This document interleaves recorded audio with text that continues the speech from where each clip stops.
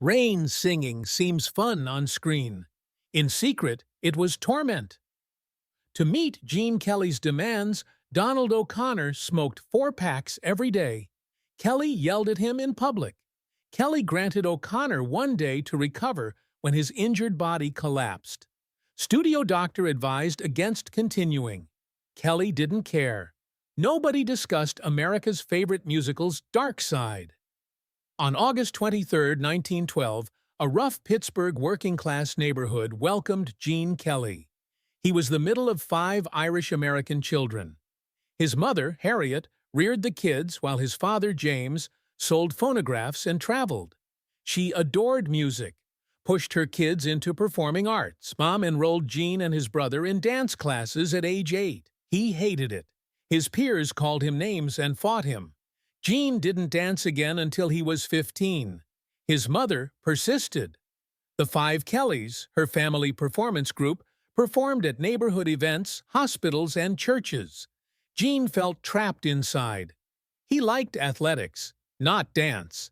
However, that underlying fight between brutality and art would define his style.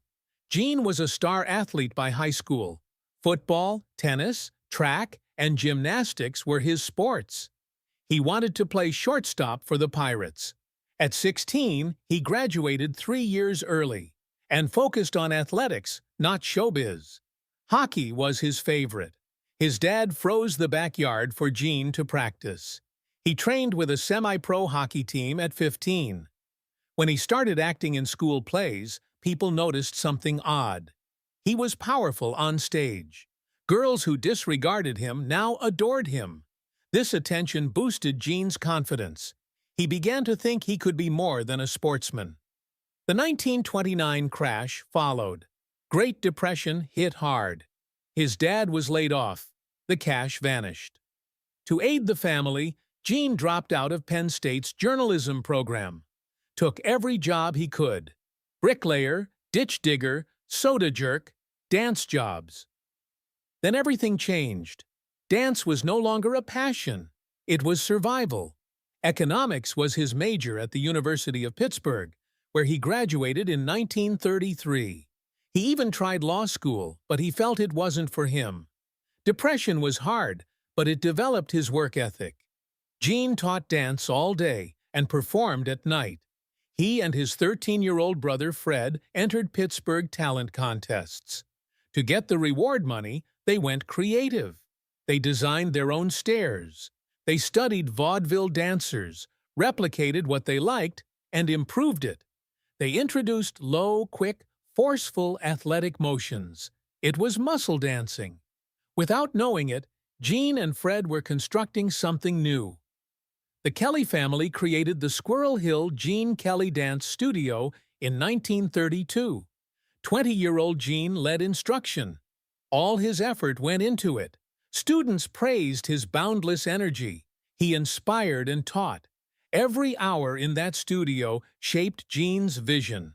Gene Kelly sought to influence people's perceptions of dance, not only dance.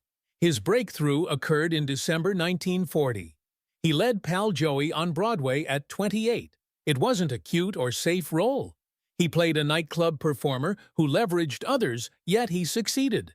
The show aired 374 times, which was significant then. They saw something daring and new in him. Gene broke dance rules.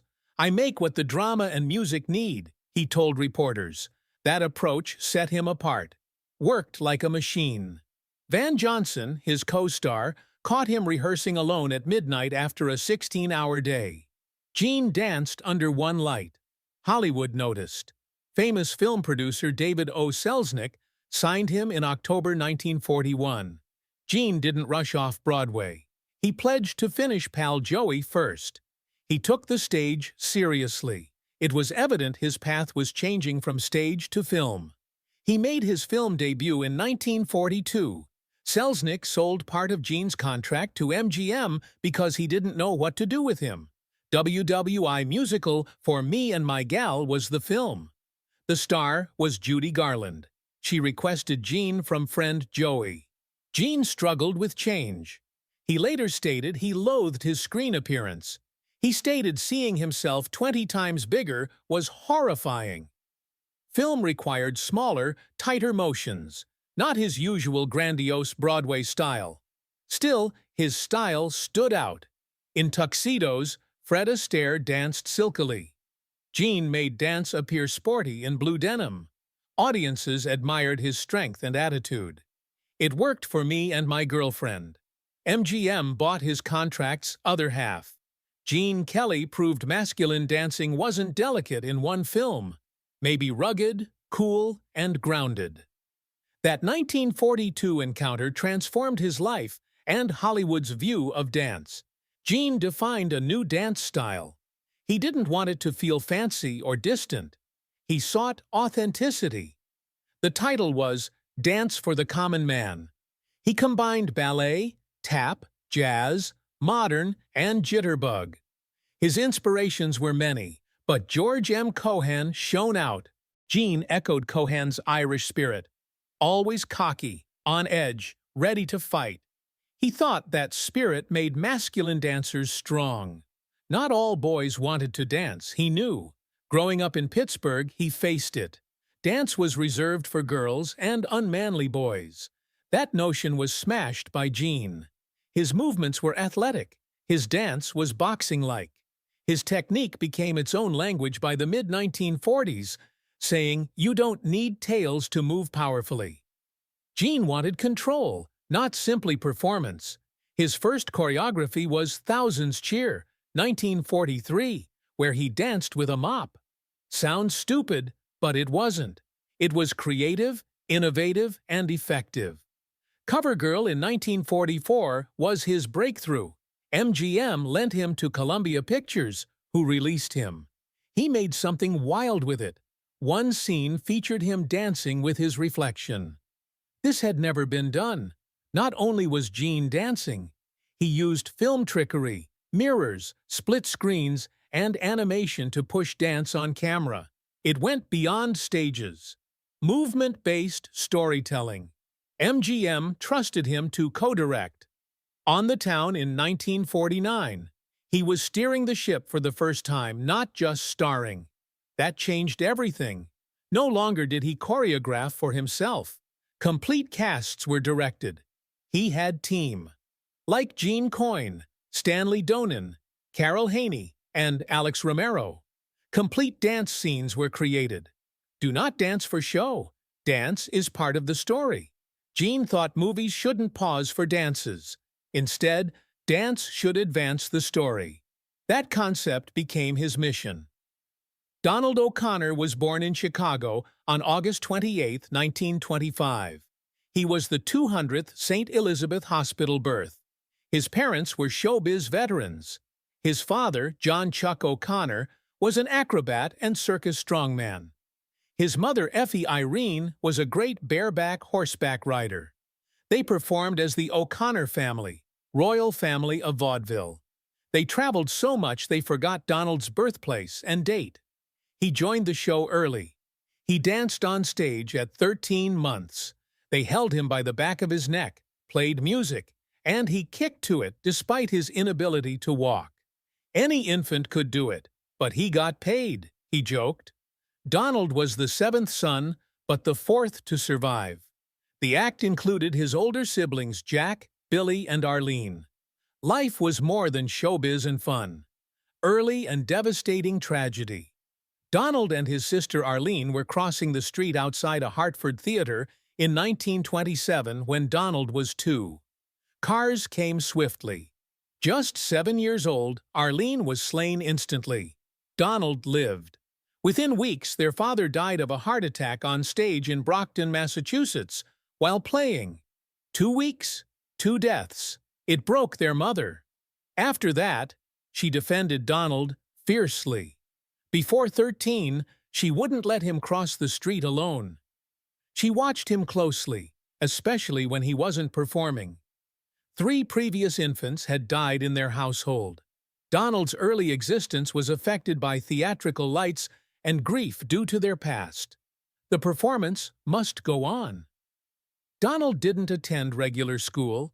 He attended Hollywood Professional School after taking correspondence classes. His true classroom was the theater. He could dance, sing, and play instruments before he could stand, speak, or read music. O'Connor Family Act included singing, dancing, circus stunts, and humor. Donald got the rhythm and timing of a pro by age 4. Not starting singing till he was 2 felt late to him. His life was always moving, concert after concert, city after city. His constant training made him a natural. Hollywood followed. Donald and his siblings had a brief role in Melody for Two, a Warner siblings film, when Donald was 11. A special number was danced. Not a major role, but enough to get noticed. A year later, Paramount signed him. They offered him $250 a week at 12, about $5,000 per week today. His 1938 appearance as Bing Crosby's younger brother in Sing You Sinners was impressive. His charm and competence were noticed. Soon he was appearing in major films like Men with Wings and Bojest, 1939, with Gary Cooper. Tom Sawyer, Detective, featured him as Huck Finn. He started well at Paramount, but by 1941, he wanted more. He joined Universal Pictures at 16, the tipping moment. Universal planned. MGM had teen stars. Mickey Rooney and Judy Garland, who packed cinemas. Universal wanted its own, so Donald and Peggy Ryan partnered together. Peggy's family was vaudeville. She has rhythm in her blood since 1924. The first film they made together was What's Cookin', 1942. It worked. Their audiences loved them. They made 7 musical comedies in 2 years. Get Hep to Love, Private Buckaroo, Sisters, Give Out, and Top Man are full of intensity, quick dancing steps, outrageous expressions, and constant action. The wartime escape seemed ideal. They were successful with 1943's Mr. Big. Universal sensed potential in the low-budget B film. They added $50,000 for musical moments, approximately $850,000 today. Upgrade worked. After that, all Donald's Universal films were A-budget, not simply a teen star anymore. His leadership potential was high. MGM producer Arthur Freed had a big idea in 1952. It was his dream to make a musical from his 1920s and 1930s tunes with Nazio Herb Brown. These songs were from the early days of Hollywood, when silent films became sound. The writers, Betty Comden and Adolph Green, set the film during that time. Their liberation was nearly complete. He simply urged them to write a movie with as many of these songs as possible. Freed hired Gene Kelly collaborator Stanley Donen as director. Kelly was a natural choice to play Don Lockwood, a song and dance man. Donen vigorously pursued Donald O'Connor to play Cosmo Brown, saving him from Universal's ludicrous Francis the Talking Mule movie. Debbie Reynolds was 19 when she played Kathy Selden. She had charm, a great voice and energy, but no dance expertise. The film was costly, making it cost $2,540, $800, $665,000 more than expected. The costumes alone cost $157,000 but paid off. In theaters in April 1952, it made $7.7 million. Massive success. Gene Kelly did more than star. He co-directed and choreographed with Stanley Donen. That empowered him on set. Kelly transformed music with his strong, flowing dancing techniques in CoverGirl in 1944. Now he was ready to do more. Kelly focused on dancing, while Donen directed dramatic and musical passages. Their collaboration was shaky. Donen later quipped that co-direct meant fight. The tension made it hard for them to cooperate toward the end. Kelly was meticulous. He pressured everyone, especially Debbie Reynolds. She said he regularly made her cry. Kelly directed his anger toward Donald O'Connor when she got too emotional. Donald O'Connor struggled. His family performed vaudeville, and he joined at 13 months old. He learned to dance on stage, not in a studio. O'Connor learned ballet the hard way, unlike Kelly, who had years of professional training. He had trouble remembering dancing patterns and usually felt behind. He admitted, "I had no formal training. I had trouble learning procedures. I had to start dancing seriously at 15. He also observed a huge style change. He and other vaudeville dancers danced waist down. Movie musicals required bodily mobility. He had to become a complete dancer. He was athletically gifted. Though few could equal him, rehearsals were rigorous. Trying to match Kelly's style was difficult. Donald O'Connor entered MGM's Stage 15 on April 18, 1951, unaware that it would be his worst day. Gene Kelly wanted him to film the entire Make 'em Laugh act in one day. That required hours of dancing, stunts, and falls on bare concrete. The floor was concrete, no padding, no shock absorption, just pain. O'Connor smoked 4 packs a day while filming. His body was stressed at 26. Gene Kelly didn't choreograph this. O'Connor was thrown into a prop room with 2 assistants watching. They noted every amusing action. No acrobatic training for O'Connor. He balanced hands. That made this routine difficult. He kept exceeding his limitations. Because Kelly insisted on more takes, and O'Connor continued going to please the perfectionist. Backflips off walls were difficult. Even with a unique angled wall and retraining from his brother Jack, a world-class acrobat, it hurt. They all hurt. His feet were bruised. His ankles throbbed, and the crew provided him just little rugs for padding. He pleaded for aid. They decorated him. He continued falling. 13 pratfalls. He thought he'd have to murder himself to finish the number. It got darker behind the scenes. When something went wrong, Kelly loudly accused O'Connor. Even if Kelly erred, O'Connor accepted the heat. Kelly humiliated him in front of the workers, using O'Connor as a punch bag. He couldn't vent his rage at 19-year-old Debbie Reynolds. O'Connor soaked it up. Pressure to be flawless, physical suffering, emotional abuse. The shoot concluded. He fell at home on May 1st. He couldn't move for 3 days. All his muscles shouted. He resumed studio work on May 5th. Gene Kelly casually approached him and asked, "Could you do that number again?" O'Connor thought a joke of it. He said yes. Any moment. It wasn't joke. The cinematographer erred. Incorrect camera aperture. Every frame was overexposed. Not even film captured O'Connor's suffering. Gene Kelly gave him a day to recover before the reshoot. On May 7th, the second shoot began. The studio doctor advised against it. Muscles were harmed. His physique was unready.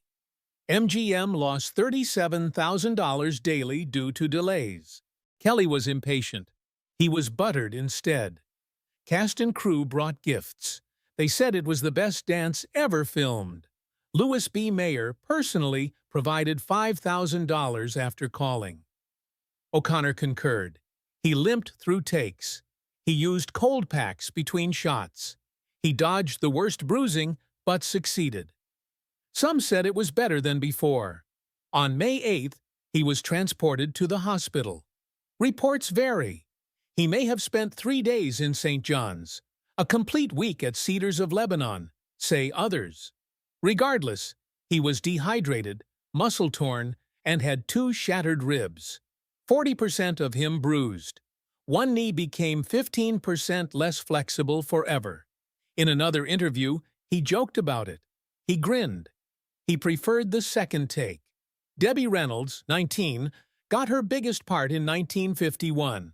She appeared in MGM's huge musical Singin' in the Rain, but her 39-year-old co-star Gene Kelly didn't want her. Young and unskilled, she had no dancing training. Ballet-trained Kelly showed his wrath when they first met. He surveyed her, coldly questioned, "What have you done?" Debbie had 3 months to prepare. She surrounded herself with specialists like Donald O'Connor, who had been dancing on television since 12. Debbie drowned, not just behind. She trained with 3 dancing teachers for 8 hours daily. Very cruel. She hurled her tap shoes against a mirror and broke it when she was furious. Gene Kelly didn't help. He yelled at her to smile, despite her face pain. She said Gene would yell at me if I wasn't smiling. My cheeks felt like they'd crack. Her situation became so horrible that she sobbed under a piano. Fred Astaire found her there. In his early 50s, Astaire, legendary and secretive regarding rehearsals. When he noticed Debbie crying, he did something unusual. Invited her to observe him practice. She watched him dance till he was red-faced. He informed her that even the greats struggle to be great, but you must keep trying. It gave her the courage to keep going, but not all moments were so pleasant. Kelly overstepped during a kiss. What started as a short movie kiss became more. Debbie said in her memoir that he held her hard and thrust his tongue into her throat. Screamed she. She ran around the set pleading for a Coca-Cola to wash her lips. Only 19 she was. Kelly was 39. She had never been French kissed. She felt shamed and molested. Kelly was harsher still. The legendary Good Morning dance was pain despite its joy. The shoot began at 8 a.m.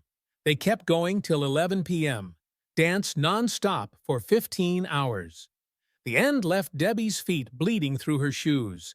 He told her to clean up when she presented them to Kelly. She couldn't leave set.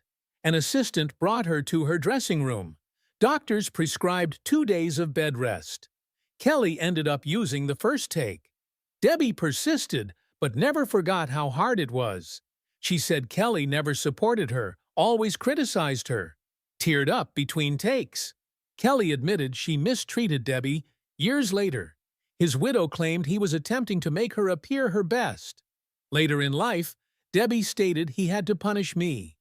I couldn't have learned that much that fast otherwise. She remembers crying much of the time. Pressure crushed Debbie and others. Kelly's co-star Donald O'Connor also suffered. He was 18 when enlisted for World War II and used to performing non-stop. He maintained that pace. Stress and suffering increased after singing in the rain. He drank to cope. In the 1970s, he made a risky choice. His vigor on stage was maintained by taking nitroglycerin pills before performance. The medicines were for cardiac sufferers. He wasn't unwell, just needed to feel young. Somewhat, it worked. But on August 17, 1971, it all collapsed. He had a heart attack. O'Connor discontinued the medicines but didn't address the issue. His drinking worsened, his career slowed. He did TV guest spots instead of movie leads. While struggling with addiction, he played a drug addict on Police Story. He later indicated he'd have 1 or 2 bottles at home instead of cocktails. It ended his marriage. Mrs. Gloria left him in 1978. He collapsed from alcohol poisoning that year. The waist-down paralysis was confirmed by doctors. He couldn't dance. He couldn't stand. His body ultimately gave up. At first, O'Connor didn't value rehab. He'd faked it before, but this time was different. He was hospitalized for 3 months. The patients around him were described in his letters to his daughter. One 30-year-old male was immobile. Another was a 13-year addict. He wrote, "I hope you can forgive me." This time, recovery stuck. He walked again after rigorous physical rehabilitation. He stayed sober. His relatives termed it miraculous. Gloria, his wife, stated God granted him sobriety. Fred, his son, said a higher power cured him. O'Connor returned to stage in 1979. It was flawed.